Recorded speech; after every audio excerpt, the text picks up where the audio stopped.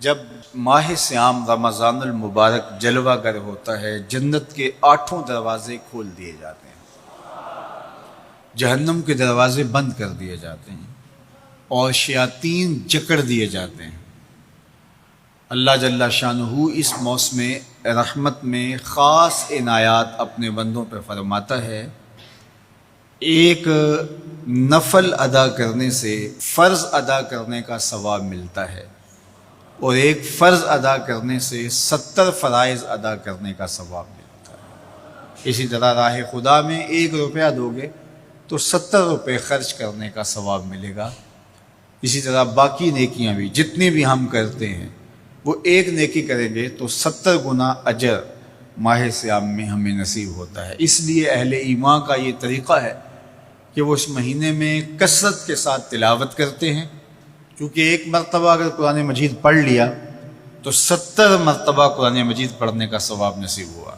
ماہ صیام میں چونکہ شیطان بندھا ہوا ہوتا ہے تو ہم اپنے آپ کو نیکی کی طرف اگر لانا چاہیں تو اتنی رکاوٹیں نہیں ہوتی جتنی عام دنوں میں ہوتی ہیں، لیکن اس کے باوجود بہت سارے لوگ ہیں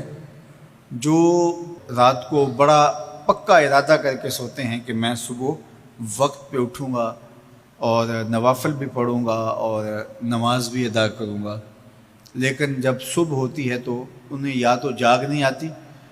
یا نیند سے بیدار ہو جاتے ہیں، بستر سے اٹھا نہیں جاتا۔ جبکہ وہی شخص انہوں نے صبح سبزی منڈی جانا ہو تو چھلانگ لگا کے اٹھتے ہیں اور سبزی منڈی پہنچتے بھی ہیں۔ سستی، طبیعت کا کسل نہیں ہوتا۔ عمومی طور پہ ہم اپنے آپ کو بیمار تصور کر لیتے ہیں اور سستی اور کسل کا نام دے کر کے، بہانہ دے کر کے ہم کہتے ہیں کہ بس کیا کریں، ہم کو ارادہ کرتے ہیں روز لیکن ہم سے اٹھا نہیں جاتا، بس طبیعت اس طرح کی ہے، کسل ہے، سستی ہے۔ یہ بات ذہن میں رکھیے گا کہ ارادہ کرنے کے باوجود بھی صبح جب ہم اٹھ نہیں پاتے یا کوئی بھی نیکی کا کام ہم کرنے کا ارادہ کرتے ہیں تو ارادہ کرنے کے باوجود ارادہ ہی رہ جاتا ہے، ہم کر نہیں پاتے، تو اس کا سبب یہ ہوتا ہے کہ بہت سارے ہم گناہ کر چکے ہیں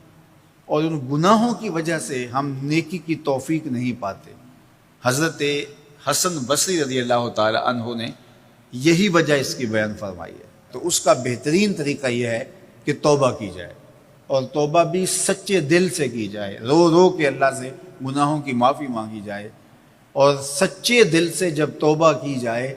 تو پھر سارے گناہ نہ صرف مٹا دیے جاتے ہیں بلکہ ان کو بدل کے نیکیوں میں تبدیل کر دیا جاتا ہے۔ تو ماہ صیام کے اندر پختہ عزم کریں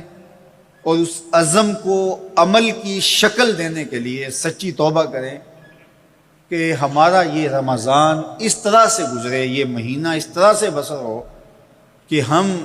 اس مہینے میں اللہ تعالیٰ کی قربت حاصل کر لیں، ہم گناہوں سے پاک ہو جائیں اور ہم جو ثمرات ہیں، جو فوائد ہیں اس مہینے کے، وہ ہم سمیٹ سکیں۔ تو یہ وہ مہینہ ہے جس کے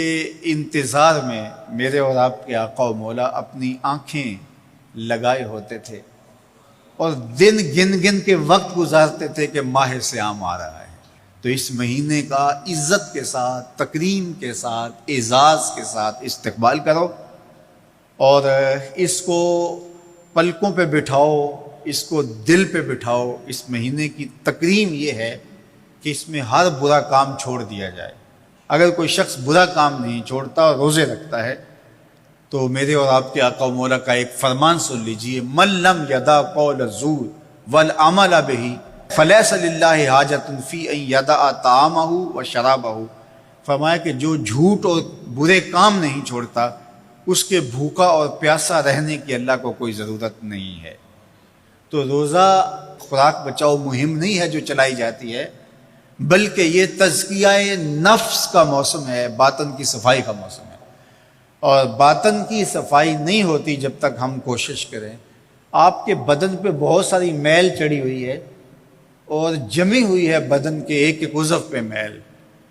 تو آپ پانی میں چھلانگ لگا کے باہر بھی آ جاتے ہیں تو میل نہیں اترتی، چلو کچھ نہ کچھ فرق تو ضرور پڑ جاتا ہے، لیکن میل نہیں اترے گی۔ میل کب اترے گی؟ جب آپ اپنے بدن کو مل مل کے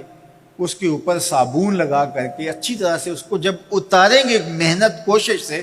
تو پھر آپ کا بدن مہک جائے گا، ہلکا پھلکا ہو جائے گا، میل اتر جائے گی۔ یہ موسم رحمت ہے، اللہ کی رحمتوں کا می برسے گا، اس سے کچھ نہ کچھ فائدہ تو ہوگا ہی، لیکن حقیقی فائدہ وہی حاصل کرے گا جو اپنے گناہوں کو مل مل کے دھوئے گا اور اپنے آپ کو صاف کرنے کی کوشش کرے گا۔ تو اپنے من کے میل اتارنے ہیں، اپنے باطن کے میل اتارنے ہیں، اپنے اعمال کی درستگی کی کوشش کرنی ہے۔ صلاۃ التراویح مسجد میں نہیں آ سکتے تو گھروں میں پڑھ لیجئے، جس طرح بڑی عمر والے لوگوں کو، بیمار لوگوں کو کہا گیا کہ آپ گھروں میں پڑھ لیں، بچوں کو کہا گیا، لیکن چھوڑیے گا نا، یہ رمضان المبارک کا خاص عمل ہے۔ آج کل دین بیزار طبقہ مختلف جگہوں پہ بیٹھ کے مسجد پر، مدرسے پر، تراویح پر، ان چیزوں پر تبصرہ کر رہا ہے اور اتنا ہلکا ثابت کرنا چاہ رہا ہے ان امور کو، جس طرح یہ چیزیں ہوتی کچھ نہیں ہیں، جبکہ ماہ سیام کے قیام پر میرے اور آپ کے آقا مولا نے بشارت دیتے ہوئے فرمایا، من قام رمضان ایمانا و احتسابا غفر لہ ما تقدم من ذنبہ، جس نے رمضان المبارک کی راتوں میں قیام کیا ایمان اور محاسبہ نفس کے ساتھ، اللہ اس کے پچھلے سارے گناہ معاف فرما دیتا ہے۔ یہ بہت بڑی دولت ہے، تو اس دولت کو ضرور سمیٹیے گا، ضرور حاصل کیجیے گا۔ من کی ستھرائی، عفت